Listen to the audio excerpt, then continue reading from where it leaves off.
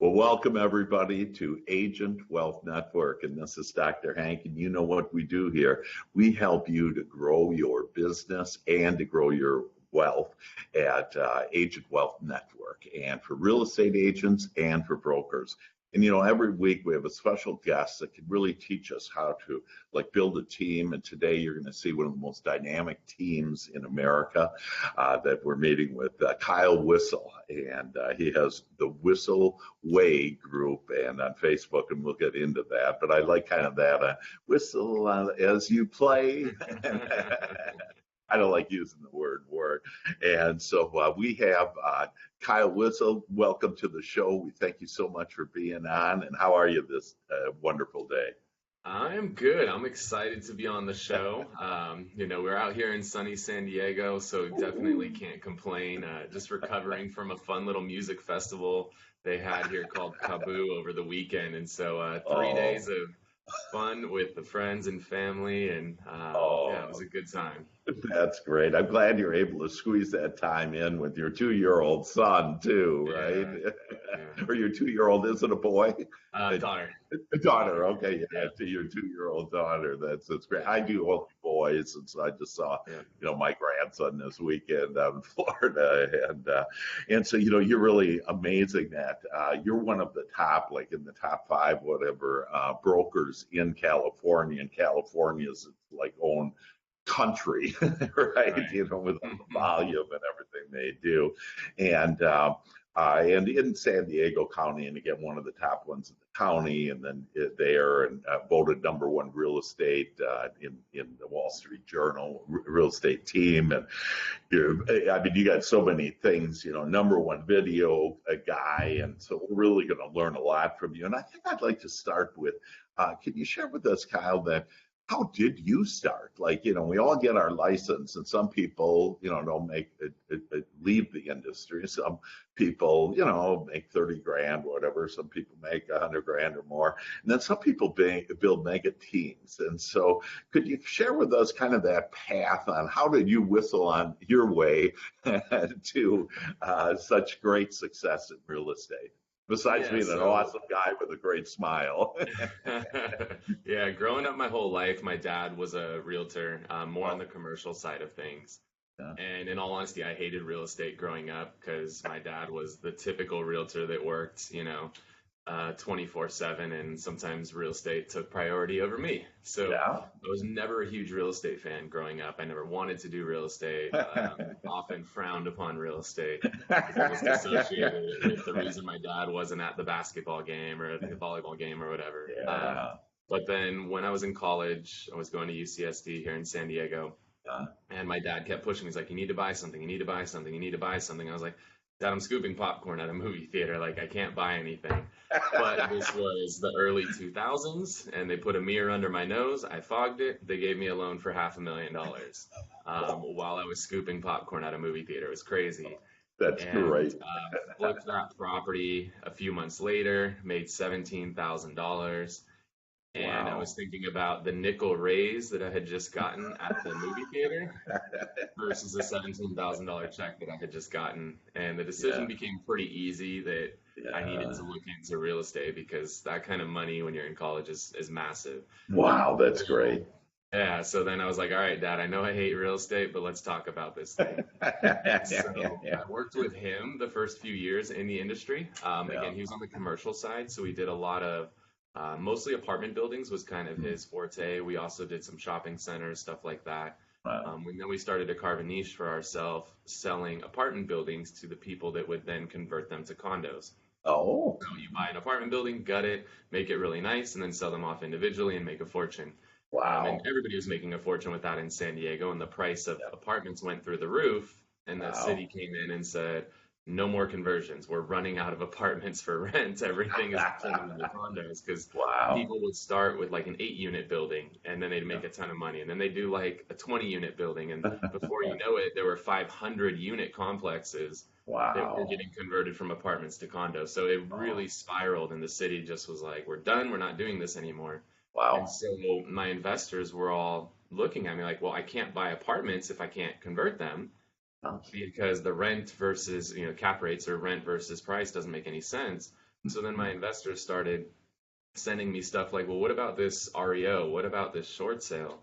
And I would look and I'd be like, holy shit, this girl's got 200 REO listings. This guy's got 100 short sale listings. I was like, Wow. that's insane because in my early 20s in commercial, Yeah. you get big checks, but trying to make a Right. big check last in your early 20s is not something that's very feasible. There's a lot of very fun Vegas jokes. Yeah, or Um, early any age, probably early yeah, 30s, 40s, 50s, I, you know. yeah, so I mean, closing a deal every quarter almost was what it was. But I mean, there were big Yeah. checks, but it wasn't frequent checks.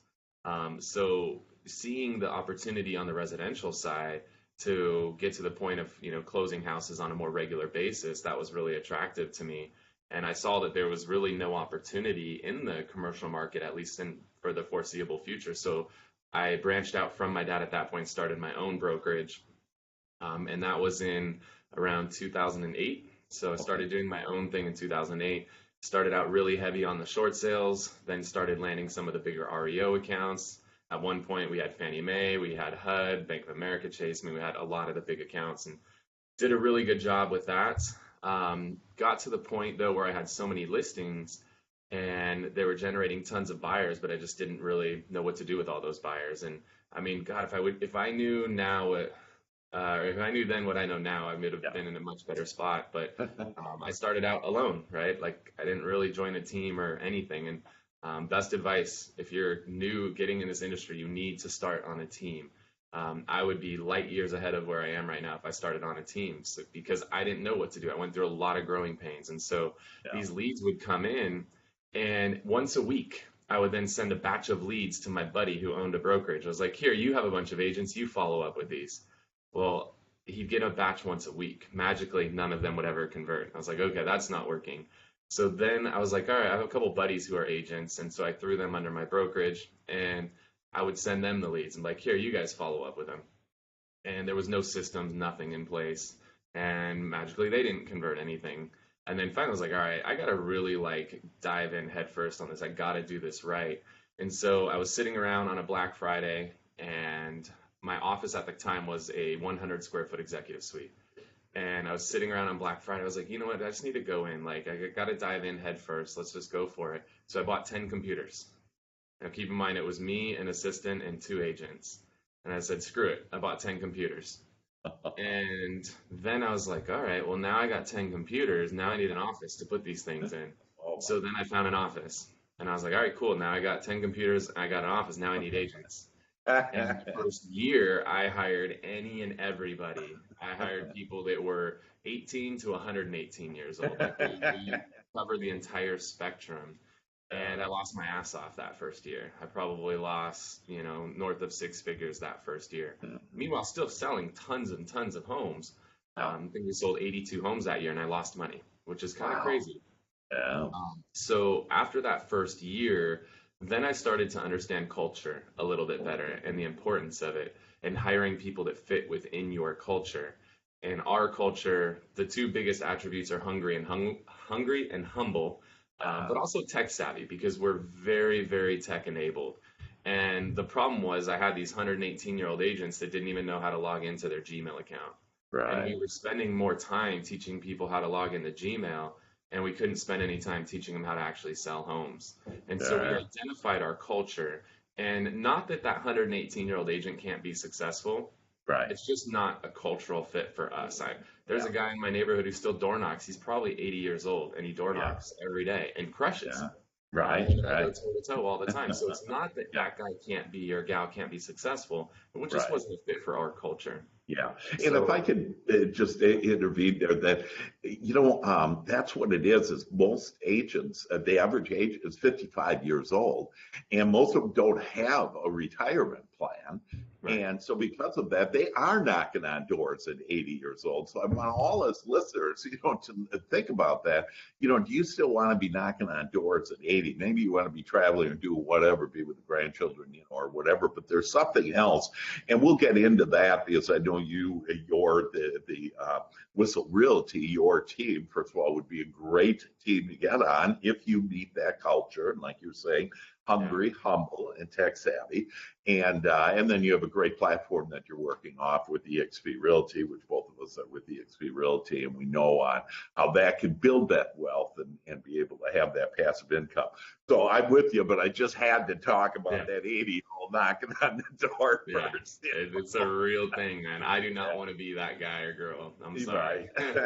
I want to go to more music festivals in my 80s, not be knocking doors at 80. But somehow Uh, people can convince their brain that's what they enjoy. And it's kind of, to me, it's yeah, sad. Like, you don't right. enjoy walking around in 90, 100-degree heat knocking on doors. Like, quit bullshitting yourself. Like, you do not Exactly. enjoy that. But Yeah, if you yeah. can convince yourself of that, that's scary. Exactly. And the other thing they have is they have that they really don't believe that they're worthy of that, that they really, can I have that much money to, really be able to do, live a life of my dreams without having to work and have Right. passive income and have stock.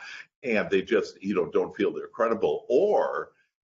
And I think most of us been in this one way or another. Well, I'll do that retirement plan later or whatever. And before you know it, you wake up and you're 65 years old like me. And if you haven't, though, unlike me, had that financial plan that, hey, you're going to continue to work. And that financial plan there is work until you die. And I don't think any one of us want to do that. Not at all. So where were you with Yeah, so yeah. first year of running that, I think it was 82 deals and lost north of six figures that first year. Then once I really started to understand the importance of, the right people in the right seats on the bus or culture, then we went from 82 to 242 in a year. Wow. So we nearly tripled our production in a year just by getting the right people there. Because instead of being stuck trying to teach people how to log into Gmail, we were Yeah. teaching people how to actually leverage systems. Like Boomtown was a big part of it for us. How to leverage a system like Boomtown to really crush it.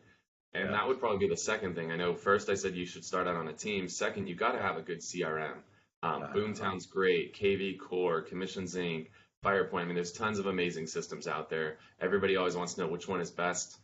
They're all, they've got pluses and minuses with them. Just pick one and go for it. If you yeah. work for a brokerage that gives you one, then run with the one your brokerage gives you, right? Yeah. Like, don't go Yeah. spend a ton of money. There's not going Yeah. to be some life-changing feature that one has versus the one your broker gives you. So just have a Yeah. CRM because that is the hub of your business. I mean, that's where your entire database lives. That's what tells you who to call, when to call them, why to call them. It's where you log notes, their birthdays, their anniversaries, their house anniversaries. All that information is in there. And if you don't have that, you're probably the agent who goes from transaction to transaction or just thinks you're a great agent because referrals fall in your lap. But if I ask you what you do to generate the referrals, you can't tell me. You need to have a system that really keeps you organized because if you got referrals falling in your lap, now you actually put a CRM in place and build a plan to actually stay in touch with your database.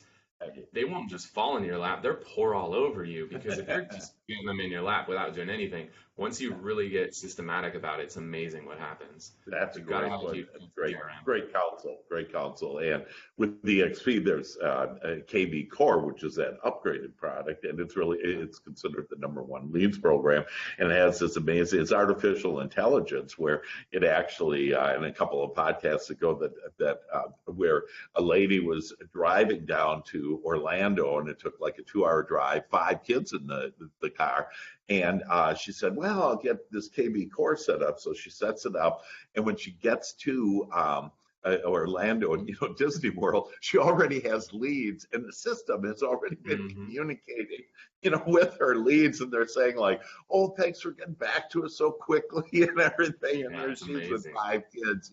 And so yeah, so it's really fun. But like you say, or brokers that do that, and of course, if the brokers do give that to you, they have to pay for it, so it's coming out of your commissions then, Yeah, which is you're paying unlike. for it whether you realize it or not. Right, right. Other than with the EXP on that, but yeah. So okay, good, good. So where are we? All right, so 242 deals that year, and this was during the peak of REO. So this was like 2010, 11, 12. We've consistently, cranked out 200 plus deals a year ever since then. And I'm the kind of guy where I like to try to be ahead of the curve. Wayne Gretzky has that great quote: I don't skate to where the puck is, I skate to where the puck's going to be. And the writing was on the wall that REO was fading out. And Yeah. you could stay on it. And I mean, the asset managers, we'd have these conversations and we're like, hey, what's going on with the inventory? We're not getting anything. Like, oh, it's coming, it's coming. And they started talking about shadow inventory and all this nonsense to try to keep you hanging in there with the hope that there's just magically going to be all this inventory that, that gets assigned to you. But I knew that was bullshit. Like, it was not coming. They were just telling us that because they wanted to keep a solid pool of agents to select from. So if inventory ever did come, they still had agents there. But I knew that that was a ship that was sinking and I wanted to get off of it. So really started to make the transition from REO and short sale over to traditional real estate at that point, because that was the market we were heading into. It was a more traditional market. And so really made that shift, started doing a lot of stuff when it comes to farming, because, I've just seen that be successful for a long time. And so we really, planted our roots in San Diego, especially in the eastern part of San Diego County, and have really just taken over to the point where, like, last year I got nominated for Person of the Year in my entire city, Oh my because God. of all the things that we're doing in the community, not just real estate specific, but just doing so many different things around the community to better it. Isn't that awesome? Can you tell us a little about that farming on what did you do? I mean, first thing, I think you got to select it, right? Right. And, where you want to select. But can you kind of take us through on farming? Because, to be, and like you say, there's more to this than just real estate. This is, giving back and helping the community. And then you being named, I mean, the guy of the city, for a Right. man of the city, that's pretty impressive. So how did you do that farming? How would I go about, as an agent, do that farming? Yeah, so the first time I tried farming, I picked a farm strictly based off the numbers. So there's a lot of coaches out there, and everybody says you need this percentage turnover and this percentage of competition and all these things. And I think that's something to take into consideration. But the Yeah. most important thing when picking your farm is it's got to be a farm you believe in.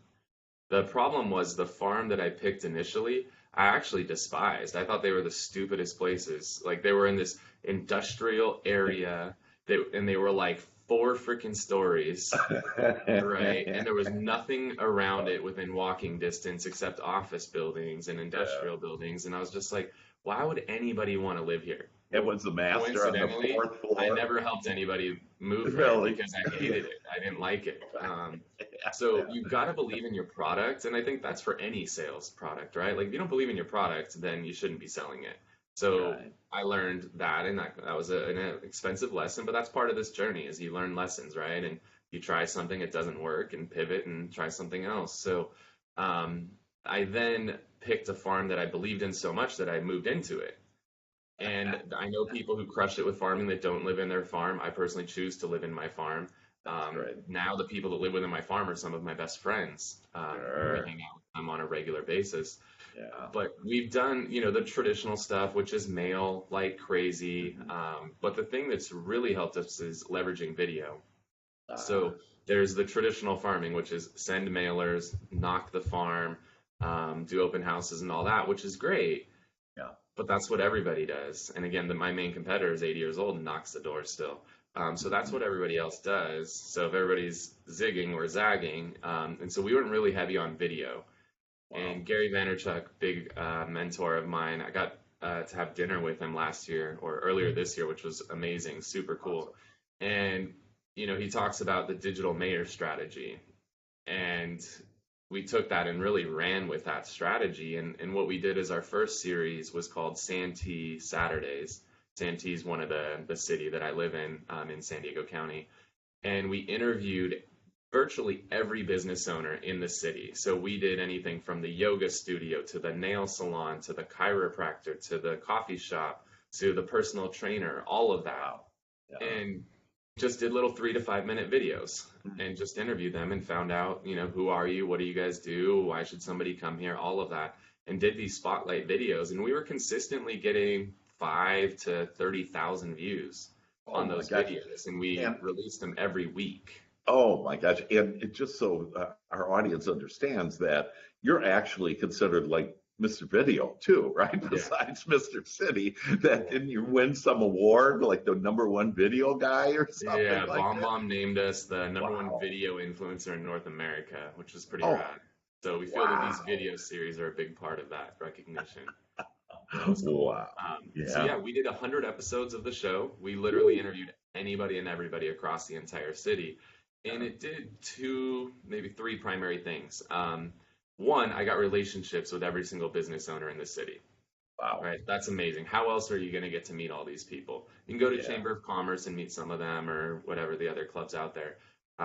But I not only got a relationship with them, but I just did them a solid, right? Right. I just jabbed, as Gary would say, and just gave them a video that would cost them $1,000+ if they were to, hire somebody to come in and do that, and we did it for free.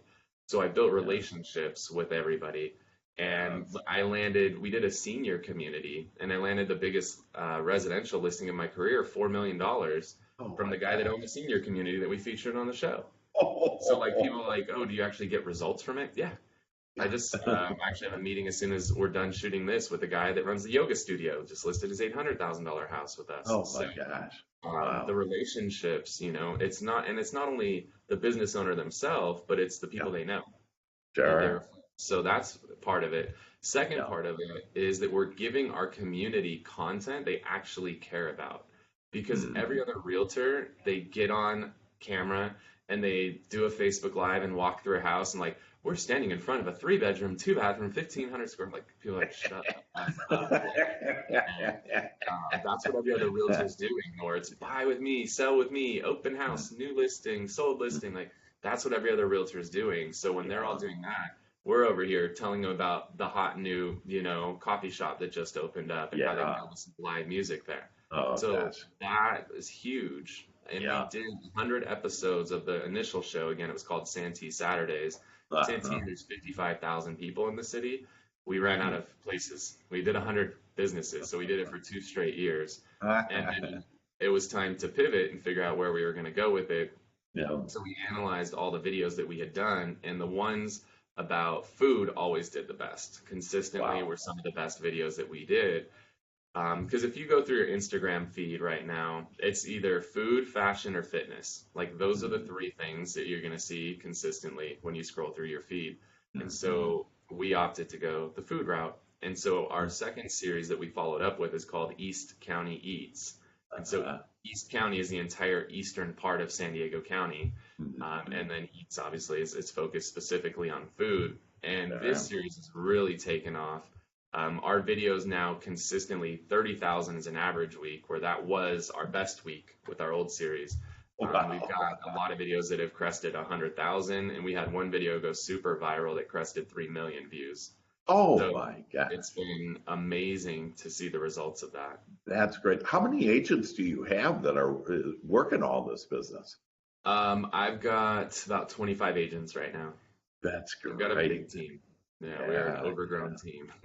Yeah, yeah. Well, like you say, join a team, and like your team is one of the best teams in America to join because of your expertise, and you've kind of been through it, and then you've proven that hey, we have some techniques, some strategies here, that actually really work. And can you share with us a good time to just ask about how do we get to, because everybody wants to get to know you better now, that how can we, on the Facebook that you mentioned, and on Facebook, the Whissel Way group, can you talk a little about that? Yeah, so Facebook caps you at 5,000 friends. Been capped Right. for a while now, so it makes it Sure. hard to add people or communicate with people there. Because even if somebody sends me a message, I don't even see it unless I like find this hidden inbox that is a pain in the butt. Right. So, what we encourage people to do, if you want to keep up, connect with me, if you have questions for me, for my video guys, or marketing guys, anything like that, join our group on Facebook. It's called The Whissel Way, or we even registered thewhisselway.com, which will just forward you to that group if you can't find it. And does But in Whissel there, spell your name? yep, yeah. So the Whissel, WHISSEL, WISSEL. yeah, thewhisselway.com. And Got that's it. where you can ask questions, because what I found, if you've got a question, there's other people that have that question. And so I'd rather answer it in a group format where not only can you get the answer to that question, but there's a few thousand people in that group now. Everybody can get the answer to that question. So Yeah. we put that in there. We share anytime we're trying new technology or tools, we'll post that stuff in there.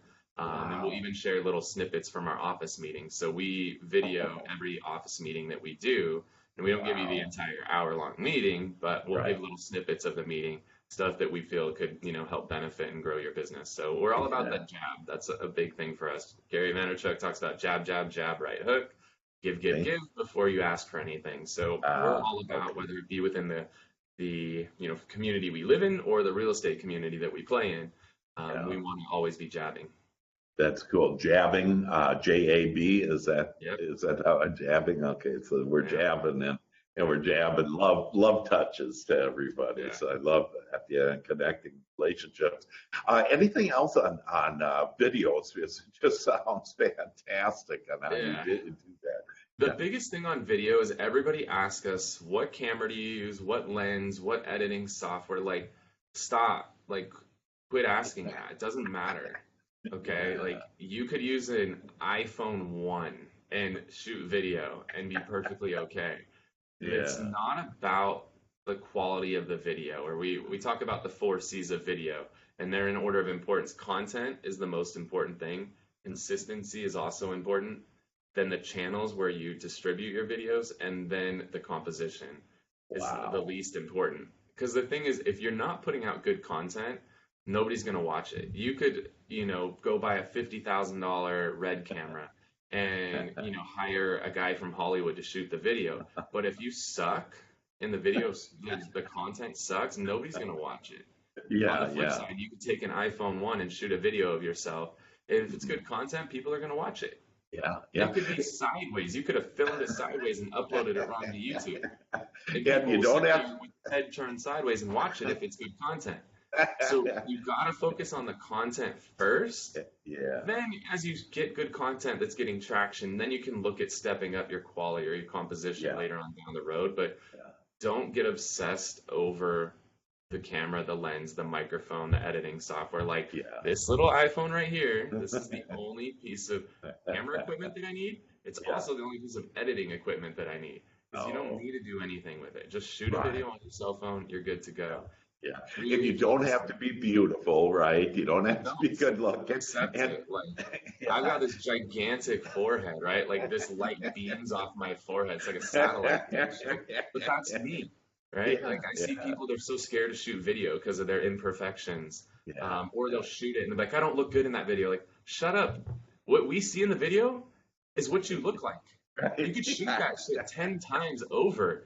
If you're fat in the video the first time, you're gonna be fat the next 10 times. If you have a big forehead in the first video, you're gonna have a big forehead in all 10 videos. Oh So God, just that's just too accept who you funny. are and own it. I think that's Yeah. something that's important in video is just you are who you are, right? It's not Right. gonna Right. change. And what they see on camera is what they're gonna see when they meet you. So don't try Exactly. to put on some image on Yeah. video that's gonna be different than the image when they actually meet you. And You that's both bet. the physical appearance and the personality. So don't Yeah. go on Yeah. video and come out there and be bouncing off the walls full of energy and then they meet you and you sound like a freaking robot, right? Yeah. Or the opposite, Yeah. don't go on there Right. like a robot and then bounce off the walls because you just got to stay Right. true to who you are, stay authentic. I think that's really important when it comes to video because That's no great. matter what you do, like look at our political society. 50% of people are flying a red flag, 50% are flying a blue flag. It doesn't matter who the candidate is, they're going to Right. dislike the other one, right? Right. It's the Right. same Right. thing like in life. Yeah. 50% of people aren't going to like you no matter what you do. You could go glamour shots or you could roll out of bed in your pajamas and shoot a video. 50% of people aren't going to like it. Either way. So That's great. And the other thing is on like mistakes. People are worried about mistakes or by goof up or whatever. Hey, you're I being prefer. like you say authentic. Yeah, it's more Yeah. fun that way. Yeah. I To mean, be if you able. stumble over words, keep going because you just showed you're a human. If Right. everything's perfect every single time, then Yeah. you're like a robot. Well, nobody wants to buy a home from a robot. They Yeah. want to buy a home from a human. You So be bet. human in your videos. Yeah. It's okay to make mistakes. Just roll with it. Wow. Have fun with it. That is powerful. And so really this is why you're number one in video. And I just love these four C's. And I mean, you really have it down and we can learn so much from you on that. That Can we switch over to leadership and, Yeah. maybe some leadership tools? So, if we have some agents that are really successful in wanting to build a team now, there's some important things that kind of sound fluffy, like leadership or values, but they are very important. And can you help us understand that a little on how to build a team with leadership and values? Yes. So let me preface this. A team is not for everybody. Okay. Don't think because you see me selling $200 million worth of real estate and I have Yeah. 25 people that if you go get 25 people, you're going to sell $200 million of real estate. Like, I don't know if you can see on camera, I got a lot of gray, like stripes. I've earned these because I've got a personality where I'm willing to be more patient with Yeah. people. If you are not patient, and you may not be good at running a team. So it's Yeah. not for everybody. Yeah. You've got to really enjoy seeing people grow. Like I have an agent who joined me. He was with one of the big brands last year Yeah. and sold one home. And he's come over Wow. and we're here, 9 months into the year. He sold 13 homes this year. Wow. Like That's for great. me, I get a huge high off of that. Yeah. If Yeah. that's something that you don't get a high off of, then Yeah. running a big team might not be for you. Mhm. So it's got to be something you want because there's been a ton of growing pains to get this guy from 1 to 13. And Right. for perspective, here's something else I've learned too. When it comes to numbers, you got to Hmm. relate markets differently. 13 homes here in San Diego is a big number, right? Because Yeah. that's $7 million in volume. Where Wow. 13 homes in Corpus Christi, Texas, that's Yeah. 1.3 million. So just Right. anytime when you're watching this video and you hear people throw numbers out there, Yeah. make sure you're looking at the volume because volume is a more relatable number. Yeah. Very good. Because I have friends in Corpus Christi that their average agent sells 8 homes a month because Uh-huh. they have to, right? Like Yeah. that's what it takes to survive because the average home's like $110,000. Right. And sell one If where you you throw are. numbers out there, make sure you relate it to your market, and Right. really, if you can throw volume in there, that's important. Yeah. So to take somebody like that, in 13x's business year over year, and we still got 4 months left, that is something I get a huge high off. So before I even dive into building a team, you've got to love that, and you've got to be willing to go through the growing pains that it takes to get somebody there. If you have no patience and you're not willing to, like you got a kid who's riding a bike, they fall off the bike repeatedly. You got to be willing to pick them up and deal with them crying and, and all that stuff and put them back on the bike and get them back on track. If you're not okay with that, if you don't have the patience for that, don't do it. Don't Yeah. build a team. That's a But great analogy. I love that analogy. Yeah, because yeah. sometimes coaching, people and helping people that, yeah, they keep on falling off the bike, and you're going, come on, you got training wheels on, Like, how did you fall off a bike with training wheels, right? And you got elbow pads and knee pads and a helmet, and somehow you hurt yourself. Like, if they will all find a way to screw it up, like they will, no matter what you do. Yeah, yeah, So you got to be okay with that. yeah. Uh-huh. So that's what I want to preface building a team with. But if you want to build a team, it can be amazingly powerful because, I can go away to a music festival for 3 days and Right. know that business is going to take care of itself and the money's going to keep coming in because I've got the systems, the support, and the structure Mm, to work whether I'm there or not. And I think that yeah, that to me is a big part of running a team is I do get the ability to take time off and enjoy time with my friends and my family where right, when you're that solo agent, a lot of times if you go out of town, the business stops. right, And then you right. come back in town and you got to try to fire it back up again. That's hard to do. Yeah, So yeah. I think it's really important to have the right mindset to run a team and have the Okay. goal of getting to the point where you can take time off and Mm, money keeps flowing. yeah, When you build a yeah. team, I think there's a couple different ways to go. You Okay. can run the small team. My coach talks about it as a Navy SEAL team where, you're running with maybe 4 or 5 people Yeah, and they're all just phenomenal at what they do. And you keep it lean and mean because the smaller your team, the higher the profit margin can be. The bigger your team gets, the lower it could be. I mean, teams of my size, you're typically running a 10 to 20% profit margin. I see. Where when you're running as a solo agent, you can run around 70% profit. When you start Yeah. running like a Navy SEAL team, you could still run around 50% profit. So more often than not, as your team size grows, your profit margin shrinks. Yes, So yes. keep that in mind. So for some people, running that smaller team tends to be better for them. If I were running a real small team, you start out with a really solid admin, total rock Okay. star. And initially, that person just takes everything off your plate that you hate to do. So you just list out everything you do in your business, everything that you love to do and always want to do, you highlight in green. Everything that you're okay doing but would like to get rid of eventually, you highlight in yellow. And everything you hate doing, you highlight in red. And what you just highlighted in red is their job description for that initial admin. So start out with that. Eventually, your next hire is going to be a junior agent. It's going to be somebody who can, do open houses for you, do showings for you, cover for you when you're out of town, all of that. And then eventually, you'll add a marketing person and an ISA. So you have an admin who ultimately is doing like your transaction management, listing management, all of that stuff. You've got a marketing, and for me, my marketing people are also my media people. So they're doing all the photo, the video, and distribution, all of that stuff. You have a junior agent and an ISA. And I think you could run with, you plus 4. I think you could run an amazing team that way, keep it lean and mean. Everybody's licensed, everybody's cross-trained, so if one person's out, somebody else can fill in. I think that's really important as well. So that's one route to go, or you can go and build a bigger team.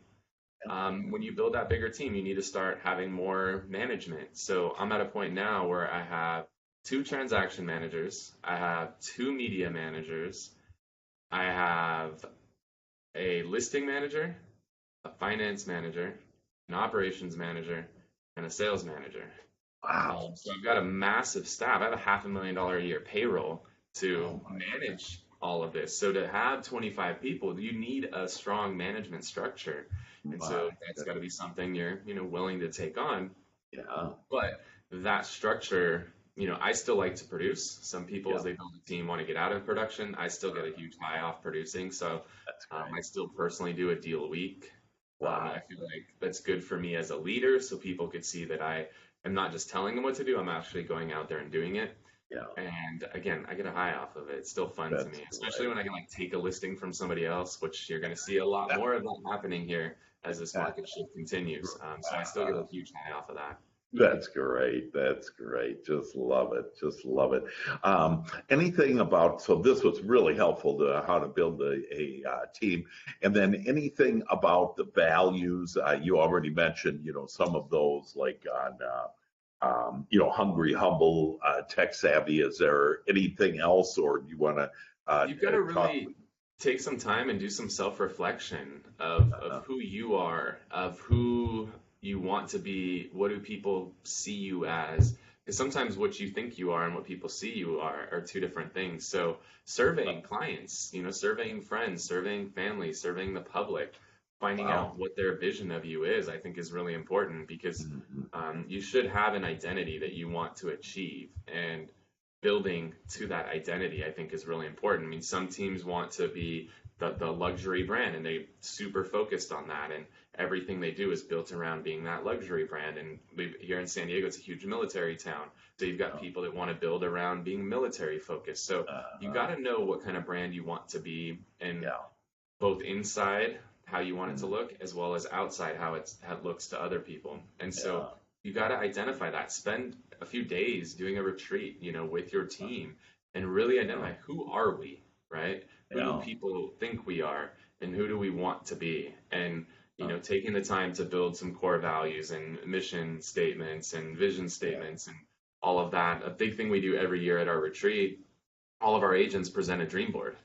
And I think that's really important, because now we can get to, see what's important to people, because to some people it's like for me, everything is very family based. Some people it's more material based, and not that there's a right or wrong, but it's good to know who people are and what makes them tick and what motivates them.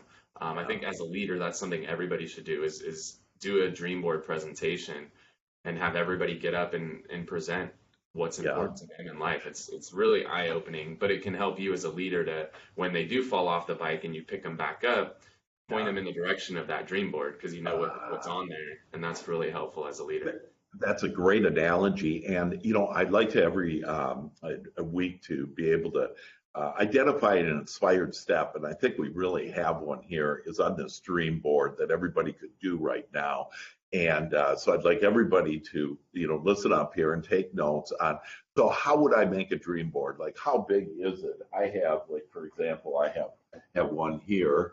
Yeah, Um, that's you we know, have some people who like that style where they like to cut stuff out of magazines and books. And then I've got like my techie people who they build one in Canva and they'll have it printed out. One of my guys had his printed on canvas that he designed in Canva. So there's no right or wrong. And in yeah, some people, it's an 8.5 by 11 paper. Some yeah, people it's like yours laminated. Some people it's a cork board. Some people it's a canvas. So yeah, I don't think there's a right or wrong. uh-huh, I think that if it doesn't make you emotional when you're yeah, building your dream board, you might need uh-huh, to dream a little bigger. So when we do our dream board presentations, I would say 75% of people get emotional when they're yeah, presenting it wow, because stuff that you dream about a lot of times are tied to things maybe you didn't have, yeah, growing up, or things mhm, that you want to have for your family because you didn't have them. So, yeah. if you can present your dream board with no emotion, maybe you need to dream a little bigger.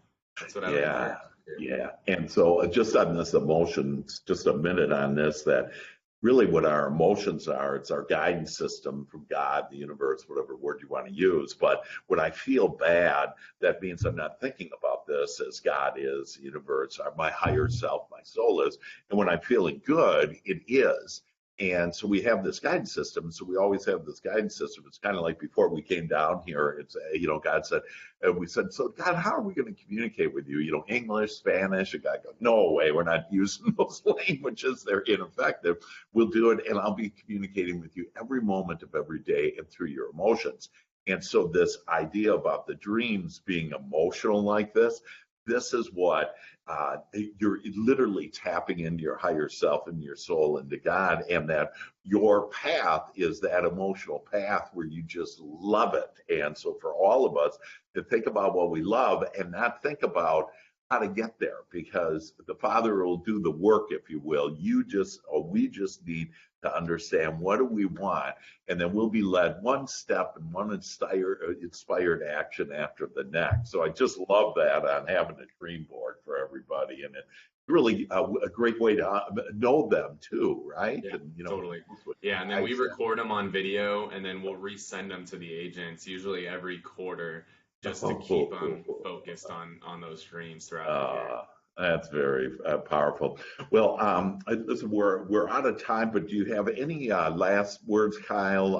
Again, it's Kyle Whissel, Whissel, and he can be gotten at the Whissel Way Group. And the best way to get a hold of him also, whisselrealty.com. Again, Whissel is Whissel. But anything else that you'd like to share with us as we leave you here today after all of this amazing information that you provided us? Yeah, I mean, the biggest thing, I just love to continue the conversation. I mean, if you love education, you're education based, I just encourage you join our Facebook group because we're constantly educating in there. Anytime we're doing podcast, webinar stuff like this, anytime we've got speaking engagements going on, we're always sharing that information in there. We're sharing our journey. Obviously, we made a big move over to EXP in the Okay. last year, and that's been huge. And we just love kind of sharing how that's going for us and why we Yeah. did it. So if that's something that you guys are interested in learning about, just hop on the Whissel Way on Facebook with thewhisselway.com. We'll direct you straight to that group. We'd love to share with you. Okay. Okay, great. And then can you just share with us why did you go over to EXP? What was your main motivation to go to EXP? The biggest thing is that one, being a broker sucks. I'll never be a broker again as long as I live. I don't Me know how I too. did it for as long as I did.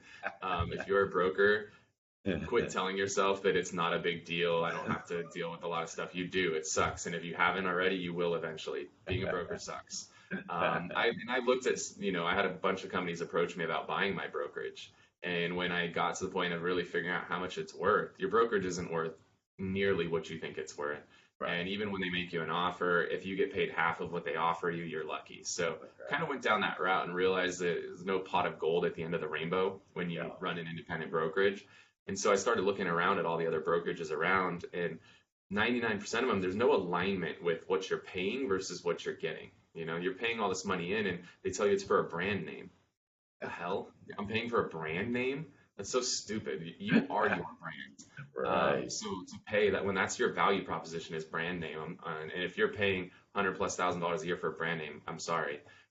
You are the brand. You don't need to pay for that. So what was cool at EXP is that they added additional streams of income, and not just for me, but for my team as well. So what's Right. cool is now, as me and my team go and sell houses and do our job, we're starting to build stock portfolios for ourselves. I've built up over $60,000 of stock in a matter of months, That's which great. my stock from my previous company didn't exist, right? And I don't know of any company out there that's giving you stock. So, Right. and the cool thing is, again, that's not just me, my whole team gets that. So I love Yeah. that. Right. And the passive income opportunities there. I mean, in a matter of months, we're making well over 5 figures a month, in That's addition great. to the money that we're making from selling homes. And that money comes whether I'm at a music festival or, I'm here in the office. So to And be able it's to going to build grow whether passive you want income it to here, grow or not. It's going to yeah. grow. I mean, You it's can't growing like stop it. 20% a month. A I month, know. like I you know. compound something 20% a month, and Yeah. you do that for years, the money is insane. I mean, there's people making 6 figures a month in Right. passive income from this It's, revenue sharing. So yeah. that opportunity is so amazing to have for me and to have that for my team. So Yeah. really those opportunities, finally there's alignment with what you're paying in versus what you're getting out. That was a big reason we made that move. That's fantastic. And for more detail, if you want to know about it, it's dochankwebinar.com, and you can go there and get more information on it as well. Do you also want to just share on how has it been since you moved over? Like what happened then? Were there some highlights on what happened? Was it a good move for you, Tom? Yeah, I mean, just getting rid of the liability has been one of the biggest things from being the broker. And my Yeah. insurance cost, I mean, dropped over $20,000 a year from what it was before. So there's a massive cut in those fixed expenses. I love that. And now the community of people that we get to network with, I mean, people like Jay Kinder and Michael Reese, who have sold thousands of homes in their careers, and Curtis Johnson and Chuck Fazio out in Arizona, and Dan Beer and Mary Maloney here in San Diego, to be able to network with some of the brightest minds in the industry, and not just network with them, but we all have some financial alignment with each other now, which is Yeah. so powerful because sure, we would help each other a little bit here and there before, but now we're hopping on planes for each other now to help each other out, right? Because when I win, they win. When they win, I win. We all win together. So there's Yeah. this alignment because everybody owns stock in this company. We Mm. all want to see this company thrive. And so Right. we're willing to do things above and beyond what we would traditionally do for somebody because we all want to boost this company to the top. You bet, you bet. Well, that's fantastic, Kyle. We'd like to thank you for being our guest. You just rock, man, and gave us so much information. We really appreciate it. And for all of you out there, that if you're looking to increase your business, your wealth, that Kyle Whissel, thewhisselway.com, you can go to him. You can go to dochankwebinar.com, contact me. That we're here in order to help you become your greatest possibility. And with that, I wish you all the best, and we'll talk to you next week. Bye bye. Peace.